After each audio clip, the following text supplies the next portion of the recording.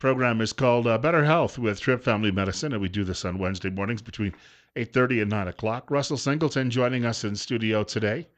Russell, of course, physician assistant at Trip Family Medicine, and we're talking about all those people who may spend a little bit too much time using social media.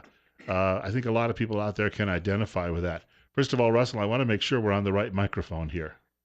Can you hear me now, Bill? I can, but there we go. Now the audience can. We've moved the microphones around today. Well, it's a pleasure to be back here No, today. there you go. I'm sure you're there somewhere. You said it's a pleasure to be back. It is a pleasure to be here. Ah, Can you hear me now? yes, it sounds like an old commercial I used to watch. Yeah, so today we're going to talk about a couple of different things. And the first thing is Pokemon.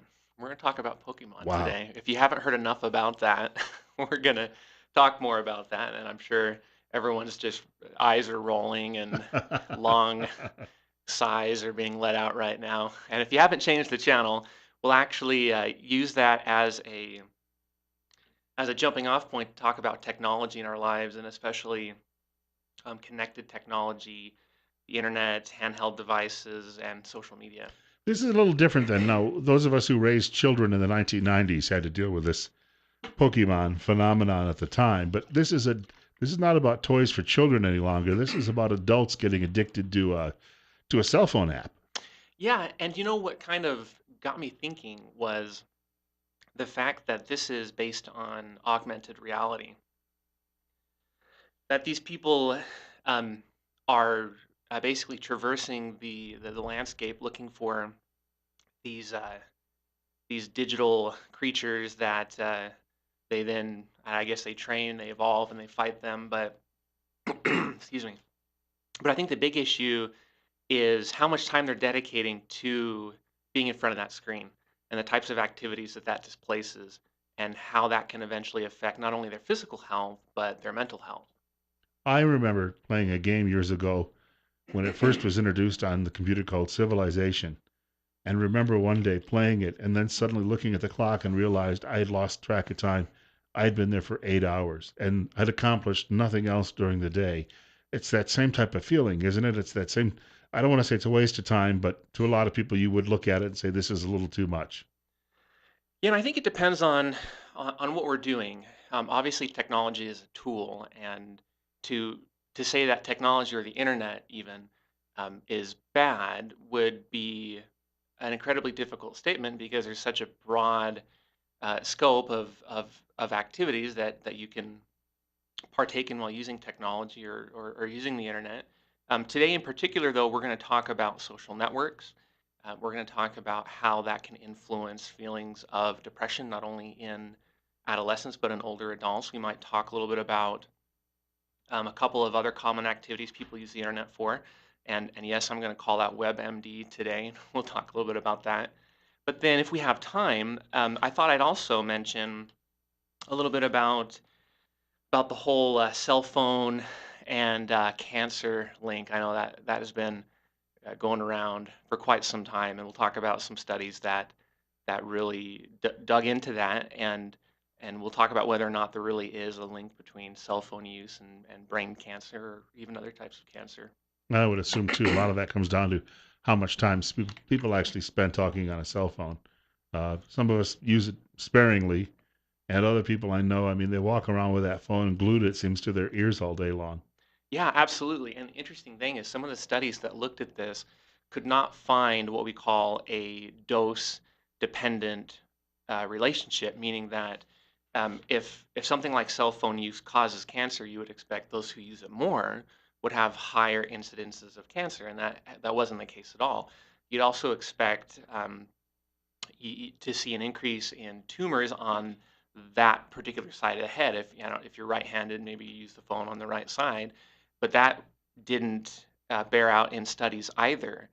I think the most interesting part of that discussion has to do with the type of radiation that cell phones actually emit. It's called RF radiation or radio frequency waves. And a lot like visible light or heat or FM waves or microwaves, it's non-ionizing, which means it doesn't have sufficient power to actually alter cellular DNA. I just know that years ago I was working at a TV station I took a job there in March of 1998, and my seat in my office faced a room with a transmitter behind me. And right at the top of my seat, in a couple of months, I developed a fatty tumor on my back. And but the doctor said I can't find any relationship between your proximity 6 to 12 feet away from a television transmitter to actually say that that would have played a role in all of that. Well, and there's a lot of variability in how people use cell phones. We talked about length of time, but what activities are they doing? Are they talking on it? Are they playing something like Pokemon where the phone is actually out in front of them? Similar to maybe if they were using speakerphone or browsing the internet.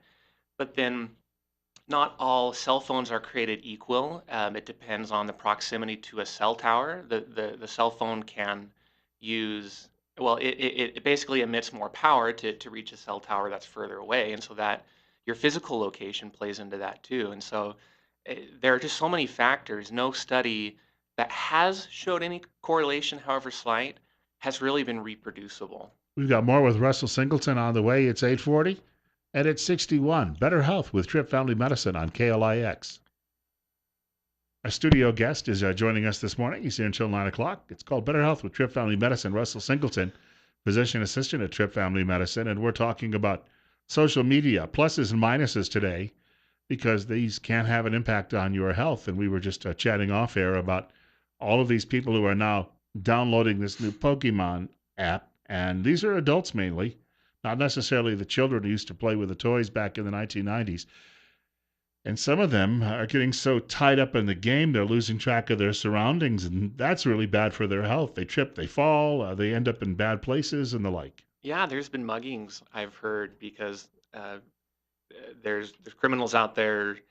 I don't know if they're staking out these locations where there are rewards to be earned on the video game, but then people are getting robbed and mugged. And I think you bring up a good point when you talk about losing touch with their surroundings, with their reality, because that will lead us into a discussion on social networks and whether or not those can lead to or contribute to symptoms of depression in and not just adolescents but in adults too.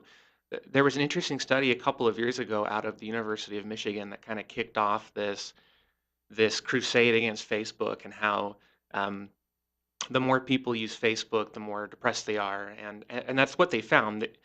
They interviewed between 80 and 100 university students over 2 weeks, and they basically tracked how often they used Facebook, and they had them also rate their feeling of well-being. And the conclusion was that the more often they were using Facebook, or the more they use Facebook, the lower they rated on feelings of well-being and self-esteem.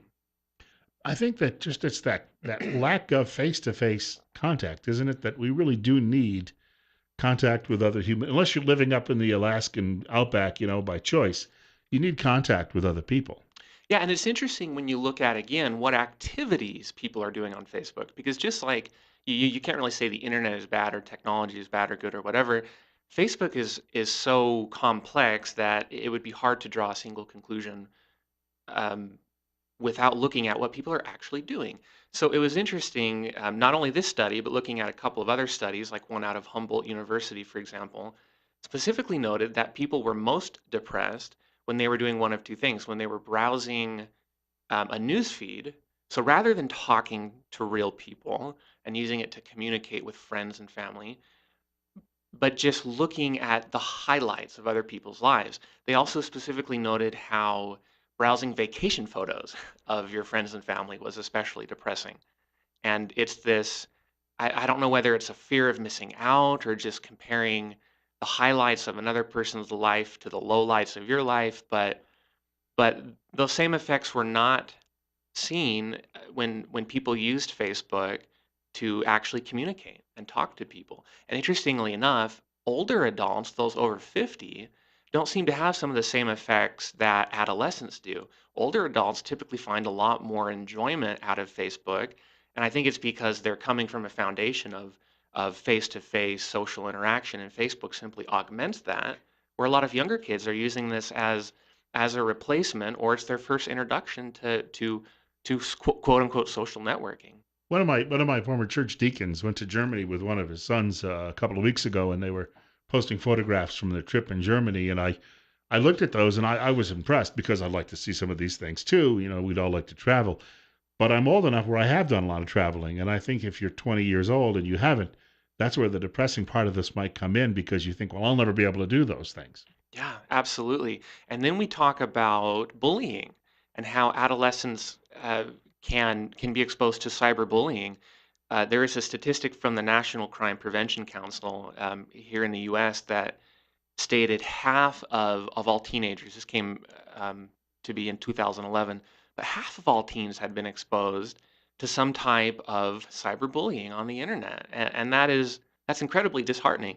There was a story a couple years ago about a high school in Ohio. I don't know if anyone remembers this, but it was Hudson High School, and the story was about how there was this anonymous Twitter account, and it was set up, and they would just tweet things about random students, about the student body in general, and it just induced a firestorm of attention, and it was incredibly disruptive. And I think that we see that not only on Facebook and Twitter, but there's a lot of other apps and websites that are specifically designed for teens and I guess anyone to be anonymous and to talk about other people, to insult other people, and for some reason, our kids, our youth, seem especially attracted to that. And some of these people end up being, I'm sure, treated for depressive issues at some point. Yeah, and I know there's a lot of high profile suicides in adolescents who have uh, at least in the aftermath talked about or somehow traced part of their struggle to social media of some sort. Is it possible though too that if somebody already had some mental issues, depression, that this is actually pushing them a little bit closer to the edge, that they came into social media already at risk, and social media just was the vehicle to actually get them there. That's a great question, and that reminds me of something we say in medicine all the time, that correlation does not necessarily equal causation, and and it's a valid question. Do depressed people use Facebook more, or does Facebook actually cause depression? And that remains to be seen. There was yet another study that compared underclassmen at a university to upperclassmen.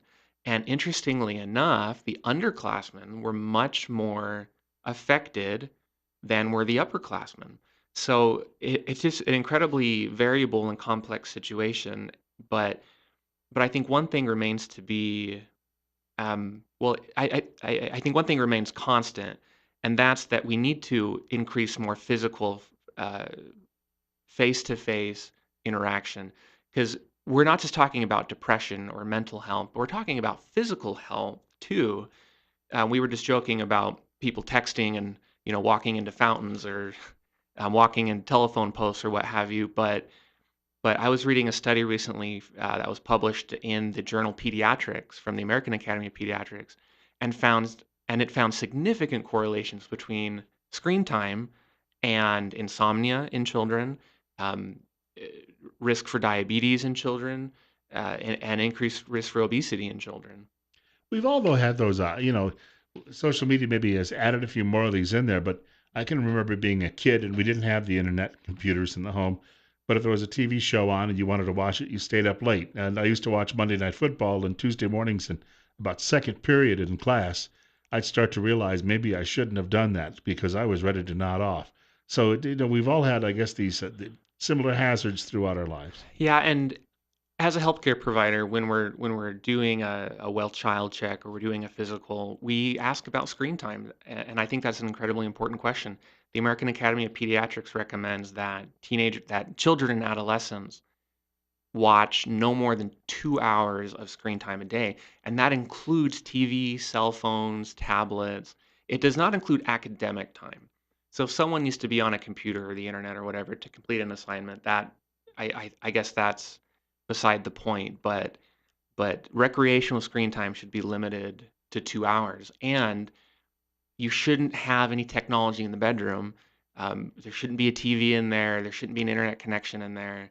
And don't let your kids take their cell phone in their room. In fact, I always recommend that kids shut it down an hour before they're to be in bed, and that gives them a chance to wind down. And and that kind of thing is becoming more and more uncommon, just more and more rare these days. We talked a little bit about mental health, and we had a little discussion earlier about possible physical hazards. But this is a double-edged sword, then, isn't it? Yeah, it is, because at the same time, the the internet and even things like Facebook can be used to improve connections with distant friends and family. Can be used to educate about good health practices. Um, Interesting statistic, though, while we're on that topic, would you ever imagine that during a normal year, children and adolescents are exposed to 5,000 ads having to do with food or technology use versus 150 that are designed to help kids be healthy or eat better. So it really does come down to how you use it, and it's important that parents take charge and actually direct technology use. Because if you don't, marketing companies, food manufacturers they will direct what your child sees, and it will significantly influence not only their mental health but their physical health. It all comes down to how you use that tool. The NFL channel has a thing called Play 60, where they try to encourage kids to get outdoors and play for 60 minutes a day. It's a nice campaign, but I don't think that it necessarily is working because A, it's only on one channel, the league's own channel, and number two, you to encourage kids to get out there, they have to be other kids generally to play with, and if it's a rainy day or a cold day, hey, we're all looking for excuses, I would imagine. Yeah, but I do agree with the recommendation, and in fact, that is something that I include in my normal counseling or lectures with patients and parents, that children should not only limit their screen time to 2 hours a day, but that they should be playing outside an hour a day. And you'd be amazed how many people will look at me and say, "Well, it's hot outside," or "It's cold outside," or "It's snowing. What? He can't go outside," as if there wasn't anything to do in the snow, and you couldn't put a coat on, or you couldn't go swimming, or something that was maybe appropriate to the season. I don't ever recall that stopping us when we were kids. Yeah, right. Yeah, absolutely. Something else I encourage parents to do when we're talking about their child's physical health and combating those marketing and media campaigns is to talk about 5210. And 5 stands for 5 servings of fruits and vegetables every day. I try and get parents to at least have their child's plate be half full of fruits and or vegetables at every meal. 2 stands for the 2 hours or less of screen time every day. 1 stands for an hour of outside play, and there's that get out 60 that you were talking about. And then 0 stands for 0 sweetened drinks. There's some studies that show that the more TV children watch, the more sugar and the more fat they consume. And for every hour that a child watches TV at age 5, their risk for developing obesity goes up by 7%. So you have to set the precedent. You have to establish the norm and not let someone else make those decisions for your family. About a minute to go. Contact information for the office and anything important that we didn't mention. Give us a call at 933-4400. Dr. Tripp and his family are in Nicaragua right now. So it's Jeremy, Crystal, and I holding down the fort, and we wish the Tripps well, and we wish they have a safe return. But we still have plenty of availability, and we're happy to see you whenever you need it. I was going to say the trip is one that he'll have a lot of stories about when he comes back. Yeah, I think they're doing a wonderful thing, and we got some photos via text messages. They were leaving, I think, the Houston airport. So I'm sure they've touched down by now, and I just wish them the best of luck and look forward to hearing their stories. You're probably not going to see many photos for the next few days because I think they have limited coverage out there in the jungle of Nicaragua. Yeah, yeah, and I don't know where he's gonna find me a T-shirt to bring back, but I'm keeping my fingers I think crossed. he'll stop in Managua. They probably have a minor league baseball club there, and he can maybe get you a little bit of a souvenir at one of the shops. Yeah, I asked for a poncho too, and Dr. Tripp actually, and I'm not joking here, he told me he was gonna bring me home a rock. Well, we'll see one of you again next week. Absolutely. All right, I want to thank Russell Singleton for joining us from Tripp Family Medicine. It's Better Health with Tripp Family Medicine. Bill Colley with you as well on Top Story on News Radio 1310 KLIX and newsradio1310.com. News from Fox is coming up in just a moment. Also, want to point out in the next hour of the program some of the things we're going to be talking about. There's a piece in the Wall Street Journal today about 6 things, if we get to this, I say if we get to it, 6 things you should know about the now year-old deal that the president signed with the government of Iran, the nuclear deal. That may be, I had to say may, because we have a lot still to talk about in the next hour.